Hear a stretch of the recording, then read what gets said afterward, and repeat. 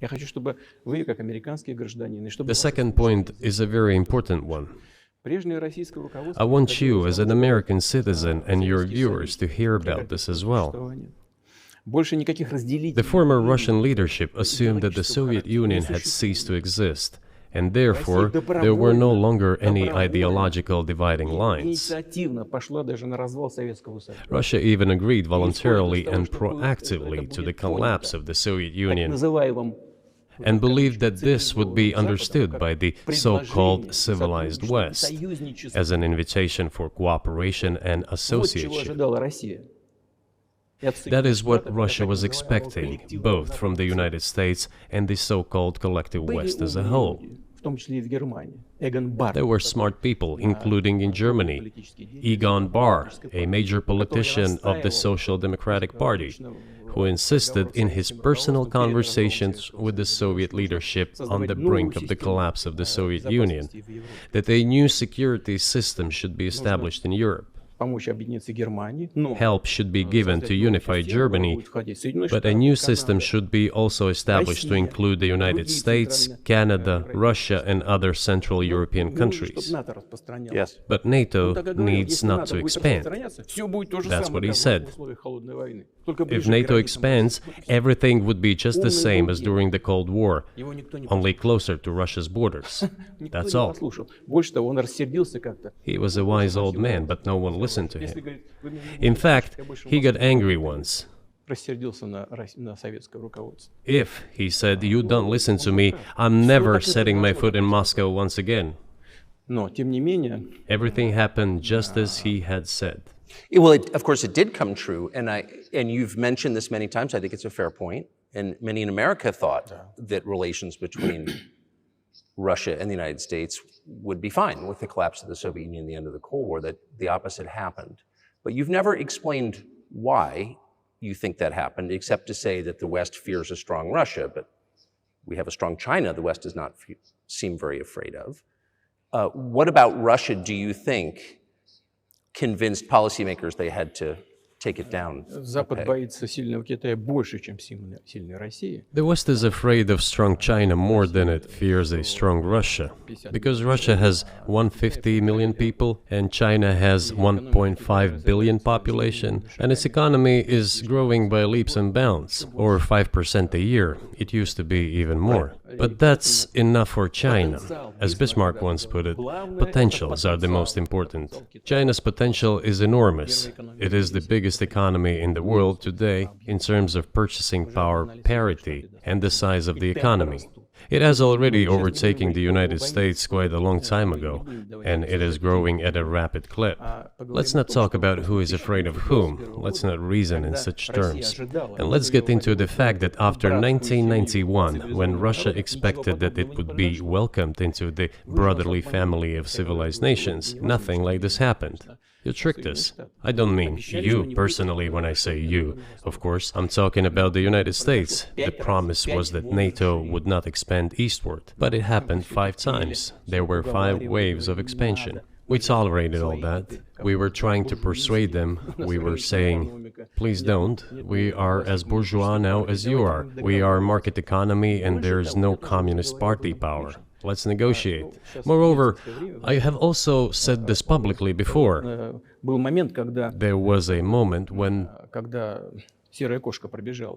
a certain rift started growing between us. Before that, Yeltsin came to the United States. Remember, he spoke in Congress and said the good words, God bless America. Everything he said were signals. Let us in. Remember the developments in Yugoslavia before the Yeltsin was lavished with praise? As soon as the developments in Yugoslavia started, he raised his voice in support of Serbs, and we couldn't but raise our voices for Serbs in their defense. I understand that there were complex processes underway there, I do, but Russia could not help raising its voice in support of Serbs, because Serbs are also a special and close to us nation, with Orthodox culture and so on. It's a nation that has suffered so much for generations. Well, regardless, what is important is that Yeltsin expressed his support. What did the United States do? In violation of international law and the UN Charter, it started bombing Belgrade. It was the United States that let the genie out of the bottle. Moreover, when Russia protested and expressed its resentment, what was said?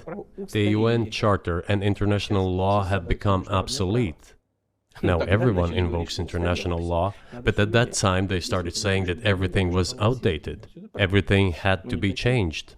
Indeed, some things need to be changed, as the balance of power has changed. It's true, but not in this manner. Yeltsin was immediately dragged through the mud, accused of alcoholism, of understanding nothing, of knowing nothing. He understood everything, I assure you. Well, I became president in 2000. I thought, okay, the Yugoslav issue is over, but we should try to restore relations. Let's reopen the door that Russia had tried to go through. And moreover, I said it publicly, I can reiterate. At a meeting here in the Kremlin with the outgoing President Bill Clinton, right here in the next room, I said to him, I asked him, Bill, do you think if Russia asked to join NATO, do you think it would happen? Suddenly he said, you know, it's interesting. I think so. But in the evening, when we met for dinner, he said, you know, I've talked to my team. No, it's not possible now. You can ask him. I think he will watch our interview. He'll confirm it. I wouldn't have said anything like that if it hadn't happened. Okay. Were you sincere? It's impossible now. Would you have joined NATO? Look, I asked the question, is it possible or not? And the answer I got was no. If I was insincere in my desire to find out what the leadership position was... But if he had said yes, would you have joined NATO? If he had said yes, the process of rapprochement would have commenced, and eventually it might have happened, if we had seen some sincere wish on the other side of our partners. But it didn't happen. Well, no means no. Okay, fine. Why do you think that is? Just to get to motive, I know you're clearly bitter about it. I understand. But why do you think the West rebuffed you then? Why the hostility? Why did the end of the Cold War not fix the relationship? What motivates this from your point of view? You said I was bitter about the answer. No, it's not bitterness. It's just a statement of fact. We're not bride and groom, bitterness, resentment. It's not about those kind of matters in such circumstances. We just realized we weren't welcome there, that's all. Okay, fine. But let's build relations in another manner. Let's look for common ground elsewhere. Why we received such a negative response, you should ask your leaders. I can only guess why. Too big a country with its own opinion and so on. And the United States, I've seen how issues are being resolved in NATO. I will give you another example now concerning Ukraine. The US leadership exerts pressure, and all NATO members obediently vote, even if they do not like something. Now, I'll tell you what happened in this regard with Ukraine in 2008, although it's being discussed. I'm not going to open a secret to you, say anything new. Nevertheless, after that we tried to build relations in different ways. For example, the events in the Middle East, in Iraq. We were building relations with the United States in a very soft, prudent, cautious manner. I repeatedly raised the issue that the United States should not support separatism or terrorism in the North Caucasus. But they continue to do it anyway. And political support, information support, financial support, even military support came from the United States and its satellites for terrorist groups in the Caucasus. I once raised this issue with my colleague, also the President of the United States. He says, "It's impossible. Do you have proof?" I said, "Yes." I was prepared for this conversation, and I gave him that proof. He looked at it, and you know what he said? I apologize, but that's what happened. I'll quote. He says, "Well, I'm gonna kick their ass." We waited and waited for some response. There was no reply. I said to the FSB director, write to the CIA, what is the result of the conversation with President? He wrote once, twice, and then we got a reply. We have the answer in the archive. The CIA replied, we have been working with the opposition in Russia. We believe that this is the right thing to do, and we will keep on doing it. Just ridiculous. Well, okay. We realized that it was out of the question. Forces in opposition to you. So you're saying the CIA is trying to overthrow your government. Ну, конечно, имелось в виду в данном случае. Of course, they meant in that particular case the separatists, the terrorists who fought with us in the Caucasus. Они называли. That's who they called the opposition. Это вот второй момент. This is the second Очень point. важный. The third moment is a very important one. Is the moment when the US missile defense system was created. Начало. The beginning. И мы долго уговаривали. We persuaded for a long time not to do it in the United States. Меня пригласили в Moreover, отец Буша.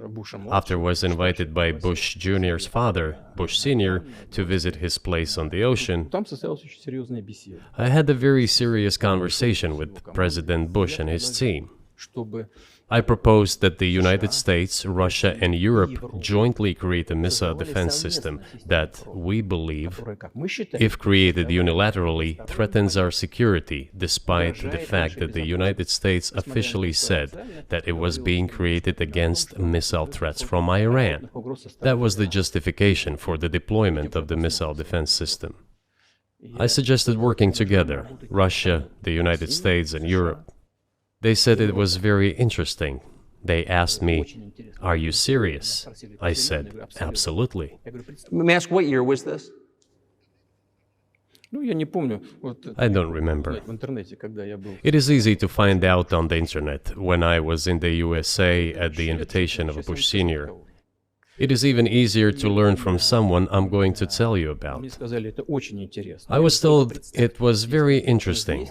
I said, just imagine if we could tackle such a global strategic security challenge together. The world will change. We'll probably have disputes, probably economic and even political ones, but we could drastically change the situation in the world.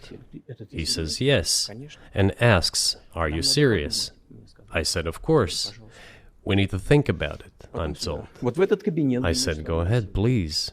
Then Secretary of Defense Gates, former director of CIA, and Secretary of State Rice came in here, in this cabinet, right here at this table. They sat on this table. Me, the foreign minister, the Russian defense minister on that side. Министр обороны. They said to me, Они мне "Yes, we have thought about it. We agree." I said, "Thank God, great, Но but with some exceptions." So twice you've described U.S. presidents making decisions and then being undercut by their agency heads. So it sounds like you're describing a system that's not run by the people who were elected, in your telling. именно так. That's right, Конечно, that's в right. итоге нас послали подальше. Я не буду. In the end, they just told us to get lost. I'm not going to tell you the details because I think it's incorrect. After all, it was confidential Наше предложение conversation. было отклонено. But our proposal was declined. That's a Да, fact. именно тогда я сказал. It was right then when I said, "Look, but then we will be forced to take countermeasures. Будем создавать такие, We will да. create such strike systems that will certainly overcome missile defense systems." Был такой. The answer was, "We are not doing this against you, and you do what you want," assuming that it is not against us, not against the United States. I said, "Okay, very well."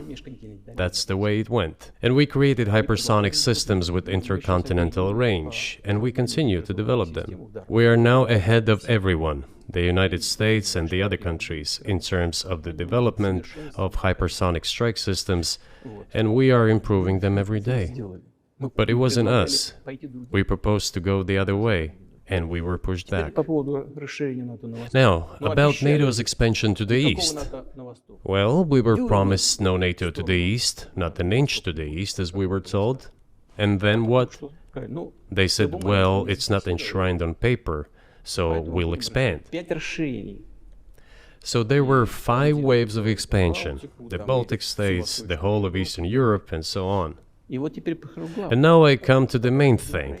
They have come to the Ukraine, ultimately. In 2008, at the summit in Bucharest, they declared that the doors for Ukraine and Georgia to join NATO were open. Now about how decisions are made there. Germany, France seem to be against it, as well as some other European countries. But then, as it turned out later, President Bush, and he's such a tough guy, a tough politician, as I was told later, he exerted pressure on us and we had to agree. It's ridiculous, it's like kindergarten. Where are the guarantees? What kindergarten is this? What kind of people are these? Who are they? You see, they were pressed, they agreed. And then they say, Ukraine won't be in the NATO, you know? I say, I don't know. I know you agreed in 2008. Why won't you agree in the future? Well, they pressed us then. I say, why won't they press you tomorrow? And you'll agree again. Well, it's nonsensical. Who's there to talk to? I just don't understand.